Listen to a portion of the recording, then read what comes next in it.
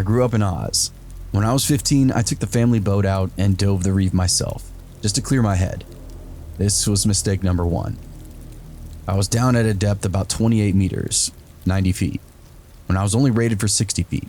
Mistake number 2. Whilst diving, I spotted a 3.5 meter mako shark coming right at me. For those who are unaware, makos are basically the cheetahs of the ocean. They only have 2 speeds: curious, which is harmless, and lunge, obviously very much harmful. And this guy was in lunge mode. So I hovered, and I've been trained to do, as there was no way for me to outmaneuver or escape it. Nowadays, we dive with shark shields, which emit electronic pulses that freak the sharks out and keep them away. But back then, what we used was essentially a chainmail sleeve. The idea being that sharks hate the taste of metal, so you give it your arm and it'll bite down, decide you're gross, and just move along. So I wait. It comes and I do a perfect move to give the beastie my arm. Just before the crunch, however, it occurred to me I left my sleeve on my bed. Mistake number 3. I had my kelp knife drawn, and I stabbed it right as it bit me. It swam off. I was alive. However, now I had a series of problems. 1. I had a huge open gashing wound on my arm from the bite in open water and was trailing blood everywhere. Once the shock wore off, you realize that you're in salt water, and salt and open wounds don't feel very good. In a panic, I dropped my weight belt, shot up to the surface without any sort of waiting period. Hello, bends. Mistake number 4. Because I hadn't been paying attention to the currents, I was approximately a quarter mile downstream of my boat, which meant I had to swim up to it. Mistake number 5. When I got to the boat, I really started to wish I'd done as my dad said and had the comms fixed. Mistake number 6. Or that I'd at least upgraded the first aid kit, like I've been threatening to do. Mistake number 3. So I end up racing back to shore with nothing more than a tourniquet to staunch the bleeding. Long story short, my series of unfortunate self-inflicted events earned me 172 stitches, boatloads of physical therapy, because the shark had actually bitten down on my tricep and attached it, and easily identifiable scars on one of my arms for the rest of my life. Oh, and I lost my deceased grandfather's favorite kelp knife that he'd left me.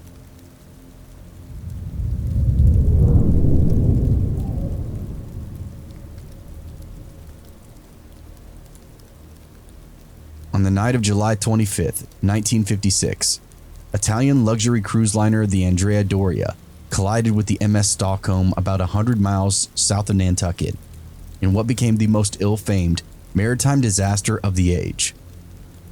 51 of the ship's 1,700 passengers perished after a navigational error sent the Stockholm smashing into the Doria's starboard side. Then over the course of the next several hours, the Doria tipped over and sank to the bottom of the ocean. There she's remained for the last 67 years, rotten with rust, crushed under the immense weight of the Atlantic Ocean. Yet despite being out of service for more than half a century, the Doria has continued to claim lives of those who visit her. Resting almost 250 feet beneath the surface, the ship's wreckage lies just a few hundred meters from what's referred to as the continental shelf, an underwater cliff where the seabed drops off into the inky darkness of the ocean's far depths. This means, theoretically speaking, an instance of extreme seismic activity could send the Doria's remains hurtling significantly deeper into the abyss, making it a very dangerous place for potential divers. Yet to some, therein lies a tantalizing allure. Some of the world's most passionate and dedicated deep-sea divers have come to consider the Doria as the ultimate test of their acclimated skills. They train for years on end, investing thousands of dollars in cutting-edge equipment, all in the name of venturing where few have tread before. But sometimes, it costs them far more precious than money. In the last 67 years, more than 15 divers have lost their lives attempting to reach the wreck of Andrea Doria. Some have gotten lost while exploring the ship's collapsing compartments. Others have fallen victim to faulty equipment, yet all were suddenly stricken by an agonizing form of decompression sickness known as the bends. For me, it was worth the challenge, said one diving safety officer at the New England Aquarium. I knew that not everybody could handle diving as deep as the Doria. There are just so many things that can go wrong with a dive like that. Divers like this are acutely aware of the dangers they face, but much like so many other things that mankind seems to enjoy, the rewards are worth the risk.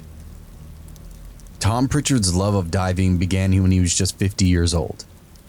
In 2001, Pritchards took a family vacation to Australia, and it was here that a casual scuba diving trip sparked a lifelong obsession.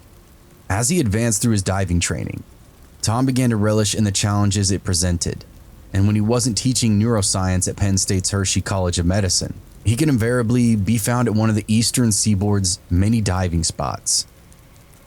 Yet unlike many of his peers, Tom was extremely risk-adverse. He wasn't chasing the danger of the Doria or anything like that, one of his sons later said. He was very conscious of the safety risks, and he was meticulous about his equipment and his gear. Tom might not have been chasing the danger of the Andrea Doria, but he still couldn't resist its siren song. By 2015, the 64-year-old was highly trained and highly certified in scuba diving. And when looking for his next challenge, Tom and his diving companions chose the Doria.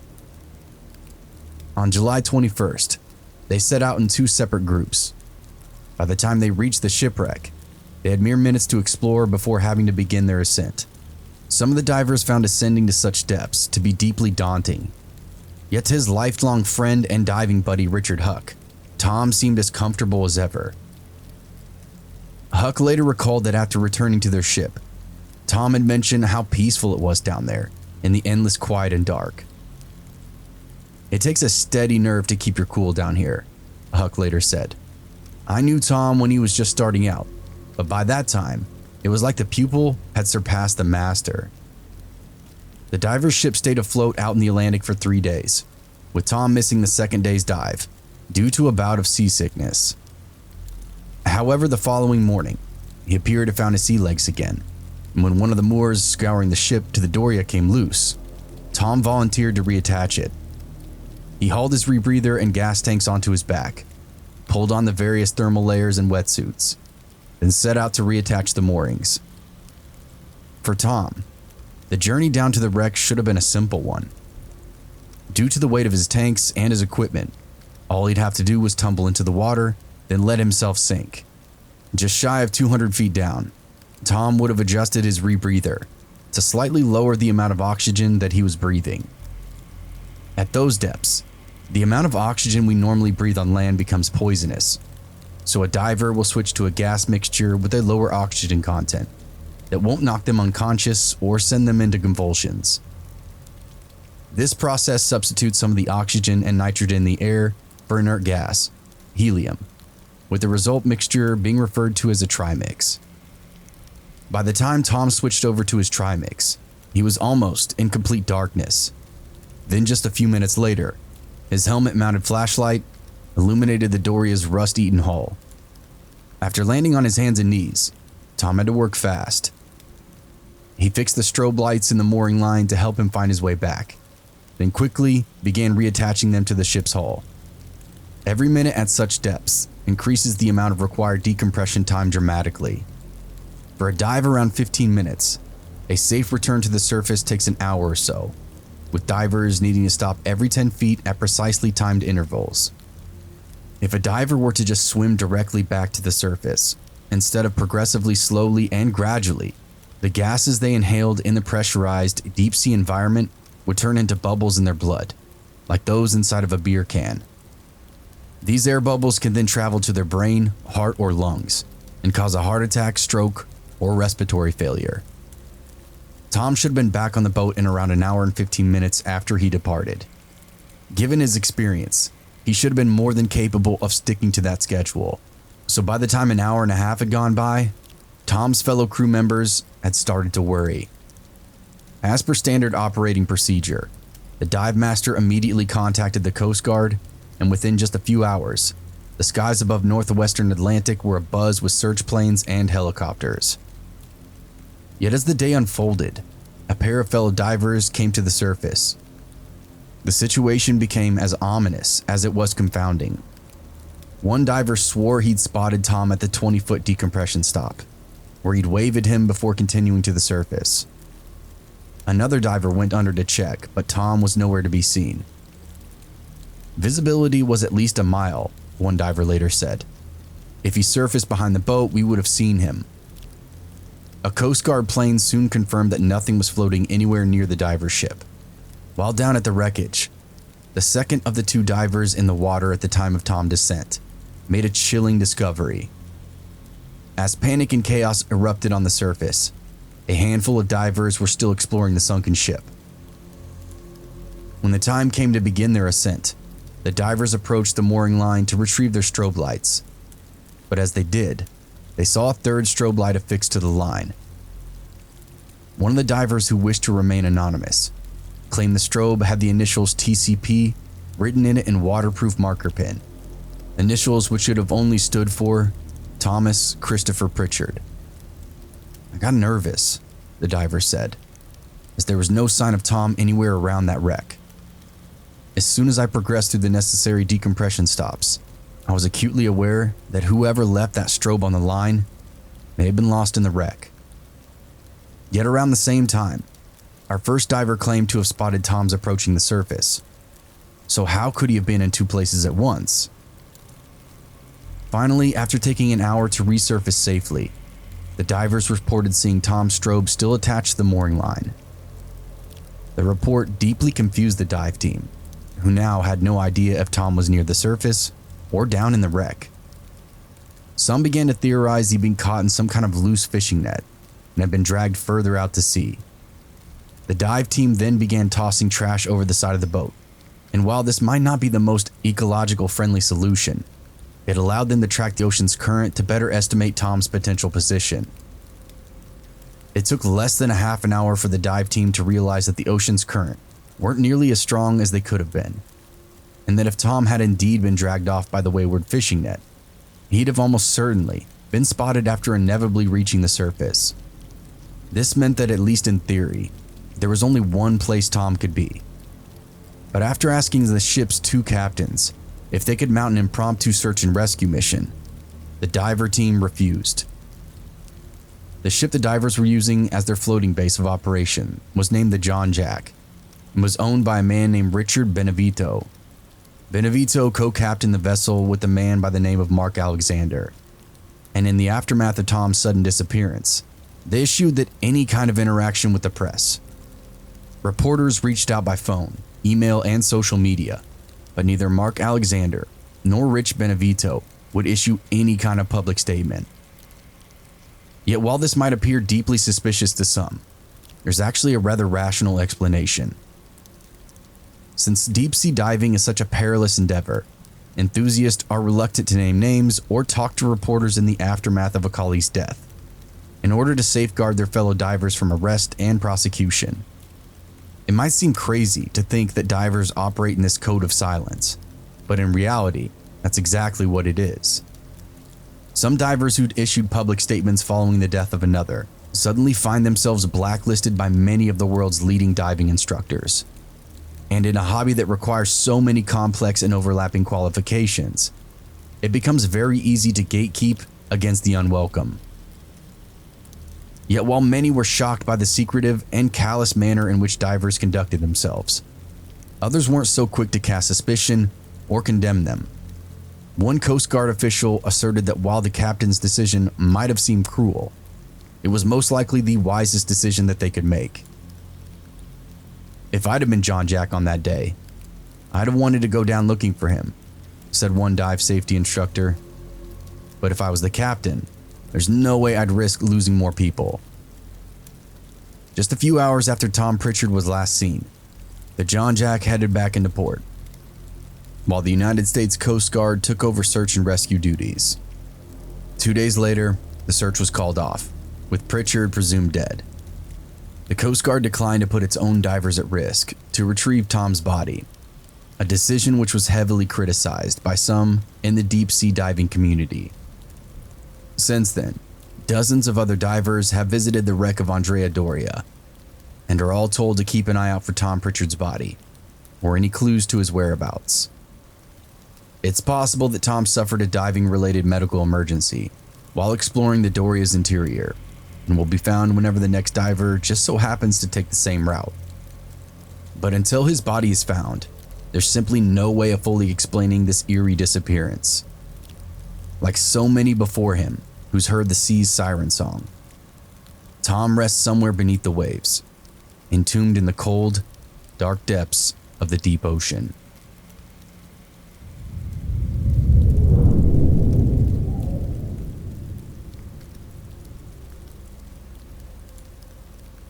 Dad used to be an abalone diver as a young man in Victoria. Money by the bag if you wanted it enough. Though, half of the guys that do it act like they're on cocaine most of the time, from all the nitrogen in their blood. So it's a dangerous game you can only play for so long. There's one story that he told me once, and only when he got drunk on his 50th, about an encounter that he had whilst diving with a mate. The water down on that part of Australia is thick and black and cold. The kelp is so thick that some people get lost in it and tangle their breather hose, or more often than you'd think, just disappear. So anyway, he's diving off a shelf face about 90 meters. It's completely black. He said you would just pull yourself along the face, grabbing abalone by feel. The pressure is enormous, and there are great whites swimming around with their mouths open, who regularly attack divers or cut air hoses, which, by the time you realize it, you're dead. Well, without rambling, he was making his way along the shelf, collecting, and felt a nudge on his back. His mate and him always worked in close tandem, so he just assumed it was him, reached out to pull him closer. But as soon as his hand touched it, it just smashed him out of the way and got its tail wrapped around the air hose, which completely ripped it off the connector to my dad's mask.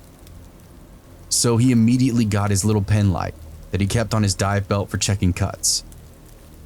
He sees the end of a hose a few meters away spewing bubbles.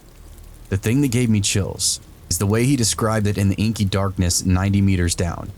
He could see nothing but the reflection of the bubbles from the hose and the dark, lifeless eye of a great white shark behind it. For what I can piece together from the odd story and the anecdote, that was the last dive that he ever did, recreational or commercial. He's never told anyone except me and one of his brothers, and I'd never dare to tell my mom.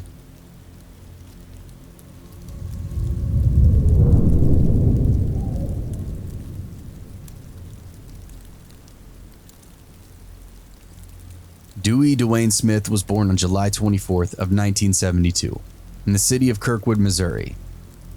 They say a person's environment has a profound effect on their character, and if he'd stayed in Kirkwood, there's no telling what kind of person Dewey would have become. But since his family moved out to Panama City, Florida, when he was still just a boy, he developed an affinity for all things aquatic. He joined the U.S. Navy as a hospitable corpsman and served 5 years before returning to his native Florida. It was while working with the FSU's underwater CSI program that Dewey first learned to scuba dive, and just a few years later, he graduated with a degree in subnautical crime scene investigation.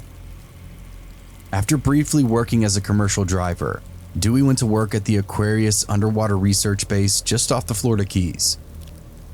Aquarius is owned by the National Oceanic and Atmospheric Administration and is dedicated to the study and preservation of global marine ecosystems. The research base employs two kinds of people: habitat technicians who ensure the safety and structural integrity of the underwater rig, and researchers who take notes and carry out experiments.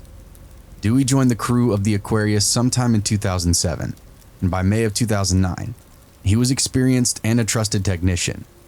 He'd spent the late spring training divers from the U.S. Navy in saturation techniques as they prepared for an upcoming expedition to Conch Reef, one of the best developed reef walls in the Florida Keys. The Navy divers looked to Dewey for experience and professionalism, but even the most diligent of divers are prone to the dangers of the deep. On May 5th of 2009, Dewey was assisting two trainees on a routine construction job. They were about 300 feet from the Aquarius, using the underwater jackhammer to install a weigh station that would contain breathable air. Dewey informed his two trainees that he was briefly returning to the Aquarius, but would be back within just a few minutes. 10 minutes went by, then 15, and having completed the task they were assigned, the two Navy divers decided to head back to the Aquarius themselves. Yet around halfway through that journey, they noticed something horrifying. Laying on the seabed, with his oxygen tube out of his mouth, lay an unconscious Dewey Smith. The two divers rushed to carry Dewey's lifeless form back to the Aquarius, but his air umbilical became entangled around 30 yards from the habitat. The second diver then took over and carried Smith the rest of the distance to the Aquarius, where resuscitation efforts began immediately. The dive team gave their all to save Smith's life and bring back his vitals. But tragically, he was officially pronounced dead by a U.S. Navy doctor at exactly 3:25 p.m. Dewey's untimely passing as the first associated with the Aquarius program, and naturally, it sent shockwaves through the diving community. Many unanswered questions remained, but perhaps the most pertinent was how someone with so much experience could pass so suddenly and so unexpectedly, while doing something they'd done 1,000 times before. The Aquarius called in a panel of independent investigators to get to the bottom of Dewey's death, which they determined was caused by 3 distinct factors. Number 1, Dewey's closed-circuit rebreather failed on account of the hydrodynamic forces caused by the hydraulic impact of the hammer being used nearby. Number 2, the panel claimed that Dewey had become so comfortable with small-scale dives that he neglected to pay attention to his handset and heads-up display, which would have informed him of his rebreather's malfunction. But the third, final, and perhaps most damning reason behind Dewey's death was that he believed it was safe to return the Aquarius alone, which in turn put him in a very vulnerable position. The panel concluded that these combined issues caused Dewey to suffer a condition known as hypoxia, which can cause him to lose consciousness and eventually drown once his oxygen mask slipped out of his mouth. The term hypoxia describes a condition in which a person's body, or an isolated region of it, is deprived of oxygen at tissue level. When a person breathes in, oxygen travels from the inhaled air to what's referred to as arterial blood. This arterial blood then delivers that oxygen to the cells which need it, powering them in combination with sugars, fats, and proteins. But when that fails to happen for whatever reason, hypoxia occurs. The condition is known to affect climbers, even fit and healthy ones, when ascending to high altitudes. But it's also known to affect deep-sea divers too. As I've covered in the previous story, breathing sea-level amounts of oxygen during deep-sea dives is actually harmful to divers. So instead, they breathe what's known as the trimix, where oxygen and nitrogen are mixed with helium through what's referred to as a rebreather. However, if this rebreather malfunctions in any way, the amount of oxygen being fed to a diver drops. Hypoxia is inevitable.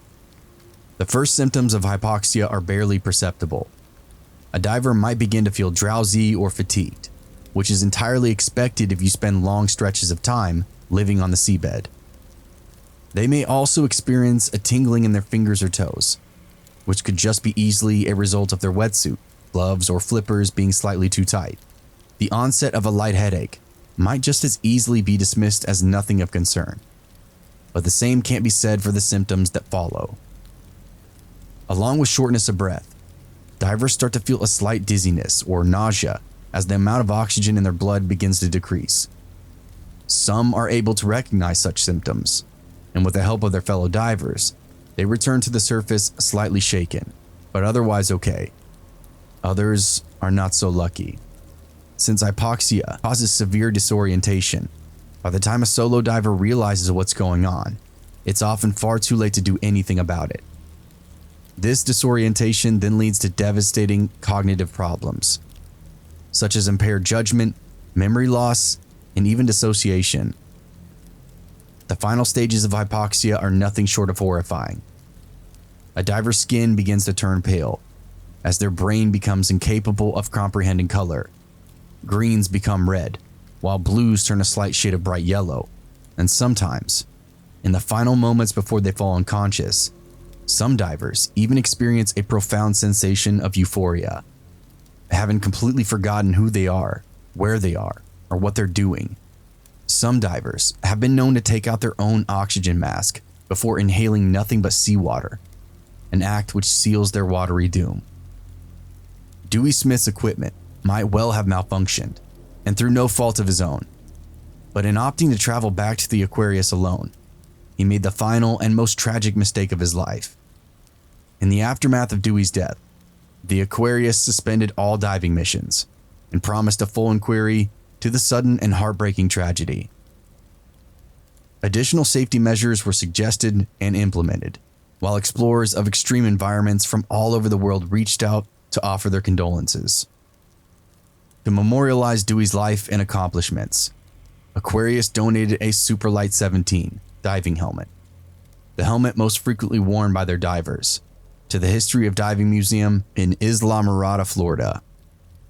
It's a fitting tribute to a man who lived and died with the love of the ocean, but also a constant reminder that no matter how much experience one has, the dangers of the deep ocean are ever present to one and all.